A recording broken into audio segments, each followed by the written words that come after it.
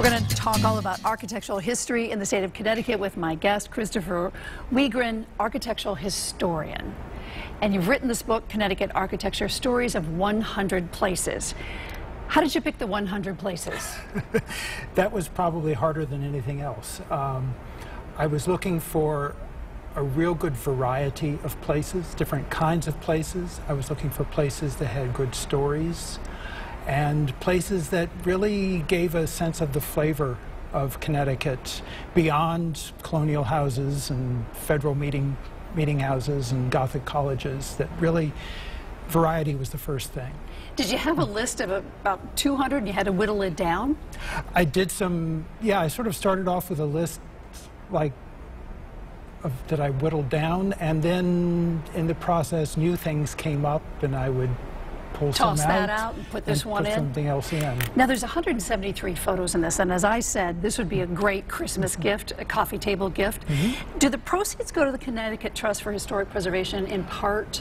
The proceeds basically go to the publisher, but the Connecticut Trust gets royalties. Oh, that's terrific. So that's... All right, so that helps history.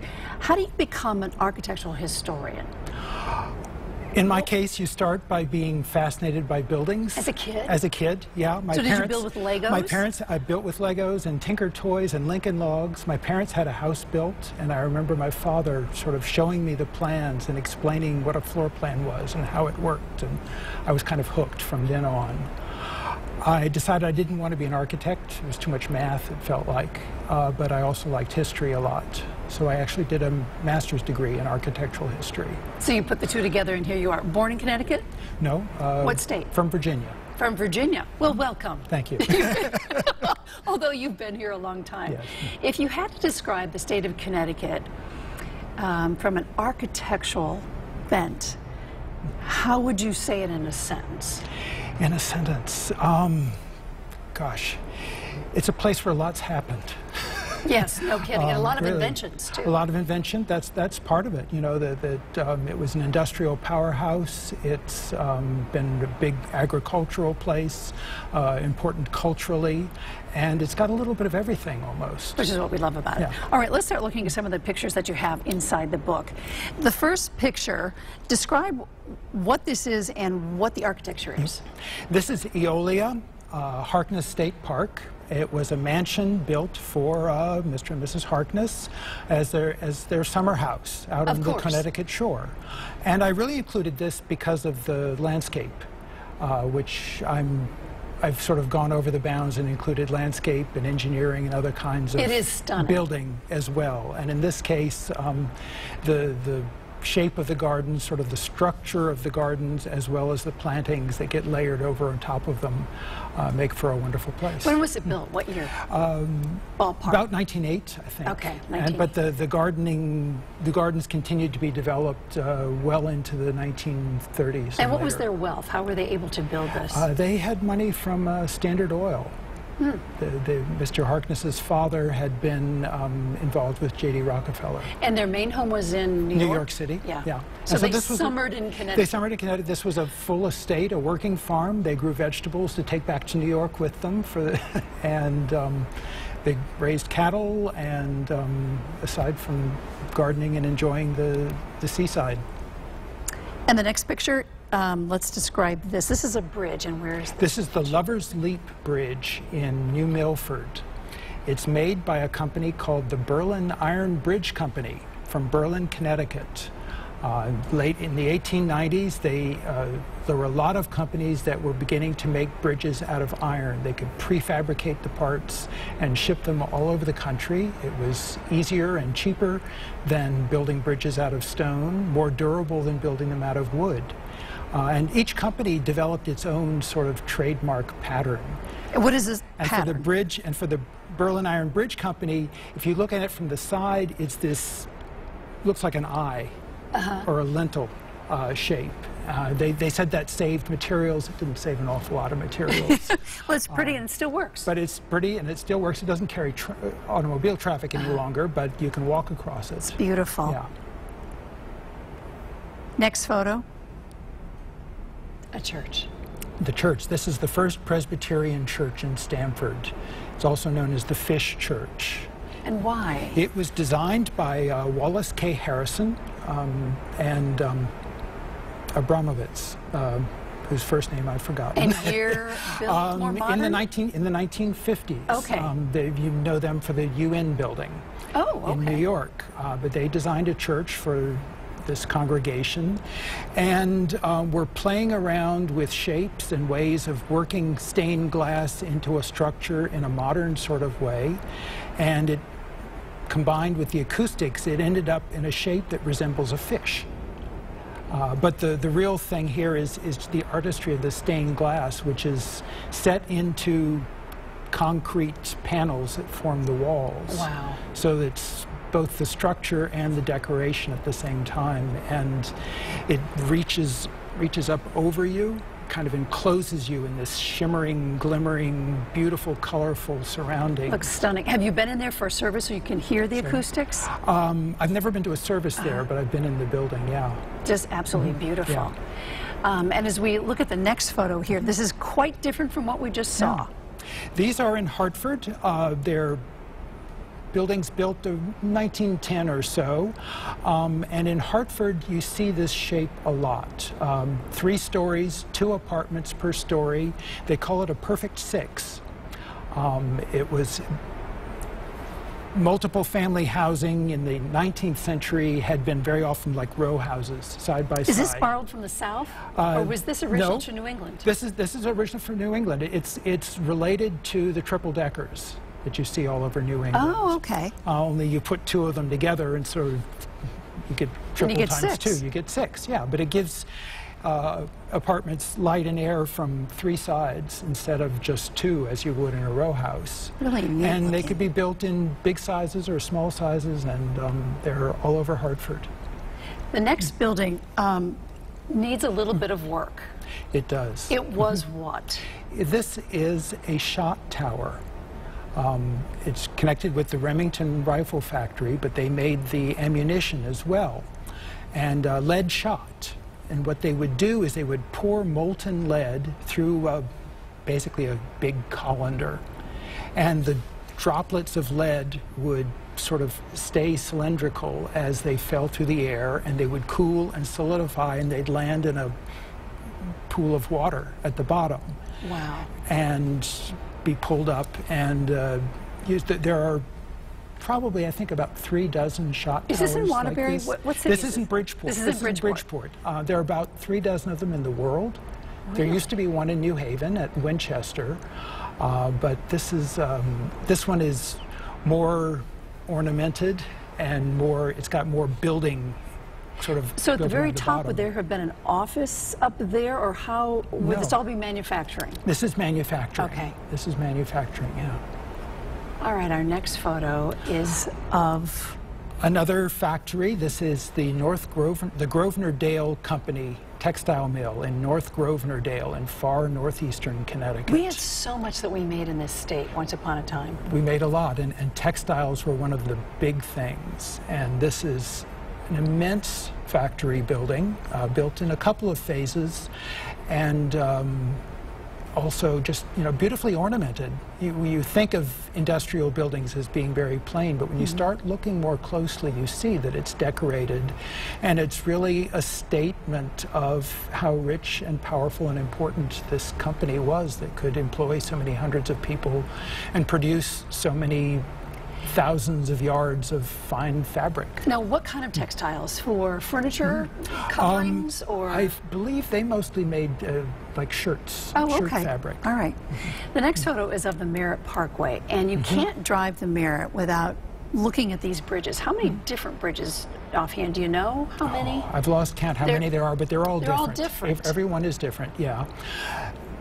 The bridges, though, are kind of like the cherry on top. The real point of the Merritt Parkway is that it's a landscape. It's a park with a road in it. And the landscape on the side is, the whole idea is to make it a beautiful, attractive drive. When it was built, maybe views out into the countryside as well, but the countryside's mostly raised ranches now. It was a quieter time when this was built. It was quieter, yeah. It helped spur a lot of that development. Yeah, and so scenic, especially in the fall time, just a stunning road. Yeah. And But then George Dunkelberger was one single architect designed all the bridges, and they couldn't afford stone like the other parkways, so they let him loose with what he could do with concrete. Well, he did a good job. All right, explain this to me. It looks like a camp. This is a camp. Oh, there you go. It's a Methodist campground in Plainville, where people would go to camp meetings, and go off in the country and have revival meetings and sit down and pass time with each other. It sort of was one of the origins of the American vacation. It was this idea of going away for spiritual renewal and also just personal renewal and socializing. Are these single-family homes now? They are. They are. They're seasonal. These are some of the bigger ones on the campground, actually, and they were mostly built by congregations or larger groups. Mm-hmm. And the private home ones were much smaller, but similar in size and shape, and gingerbread, just to make it a fun getaway kind of place. When you were looking at all of these places that you were going to put in the book, did surprises come to you that you didn't know when you were looking at certain pieces of architecture and some of these buildings? Yeah. I mean, the fact that architecture was put together, maybe not just one. Not just Gothic, that they put something else in there. The way people put things together sometimes, the way they were used, the fact that, people could build these little funky vacation cottages for themselves. This particular book is divided up. How did you divide it for the reader? It's divided into sort of kinds of stories that I can tell about places. There's a section, for instance, about landscape, a section about architects and designers and clients and how they interact, a section about industrial architecture, a section about how buildings change over time as people alter them and their needs and tastes change. So it's chapters like that, really. Did you leave anything out? I mean, once you were finished and you were so glad, and it's a gorgeous book, what else would you have packed in there if you could have? Oh gosh. I didn't give Yale as much attention as it probably would like to have. On the other hand, there are so many other colleges around Connecticut that I didn't quite get to either. That's another book for you. Perhaps. Perhaps, if there's enough time. All right, we have a few more photos to look at.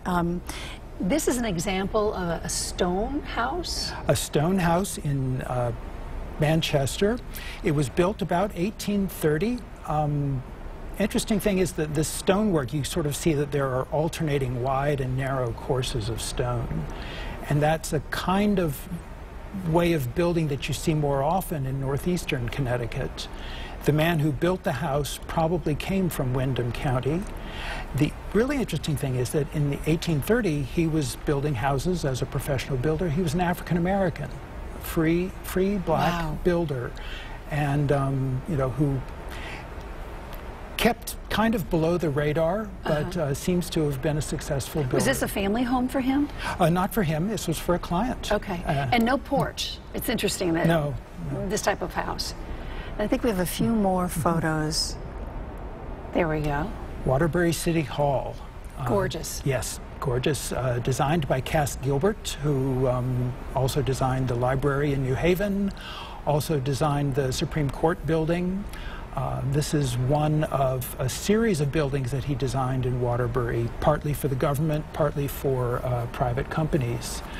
And they're all colonial revival, sort of reinterpreting 18th century architecture for the 20th century. So it was built in the 50s or 60s? This was built in about 1915. Okay, 1915. Yeah, okay. It was an era when there were a lot of new immigrants coming into the country.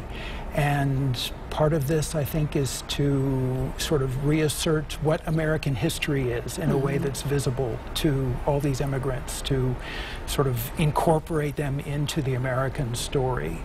I love the stories behind all these dwellings. And then one more picture. This looks like another factory. This is another factory. This is part of the Cheney Brothers silk mills in Manchester. I chose this one because it's been converted to a different use. It's now housing. Preservation, the reuse of buildings, adapting buildings to different purposes is part of the story of architecture in Connecticut. A lot of brick walls inside, which I'm sure that they are just gorgeous. One thing that we didn't talk about, which is on the cover of your book, is our Capitol building, our Gothic state capitol. It is stunning inside. For anybody who has not been inside the Capitol building, remarkable. Built in what year? Built in the 1870s. And yeah, it's unusual because most state capitol buildings are classical in style. They chose Gothic, but there's also a symmetry and an orderliness to the building that suggests a classical mindset. So there's some of that creeping through. I love the interior spaces, the variety in them. You've got big, open, high, soaring ceilings, and you've got low, sheltered places, and it all makes for wonderful places just to schmooze. This is designed for lobbying, literally. In the lobby, you buttonhole your senator or your representative and talk about what's important to you in governing the state, and there's lots of space and opportunity to do that. You said you're from Virginia. When did you come to Connecticut? How old were you? I was just out of grad school. Oh, okay. So do you see any Virginia architecture in Connecticut at all? Actually, there's some housing in Bridgeport that was built during World War I to house, there was a big explosion in armaments factories. Bad choice of words. We get it. And there's a shortage of housing, so the city of Bridgeport started and the federal government picked up on building housing for war armaments workers. And one of these developments, called Seaside Village, was designed by the architects who later became the architects for Colonial Williamsburg. And it's a very Virginia-looking compound. Interesting. Well, I thank you so much for being on. The book is called Connecticut Architecture, Stories of 100 Places. The author, Christopher Wiegren. Thank you so much. Thank you for having me. You bet. Yeah.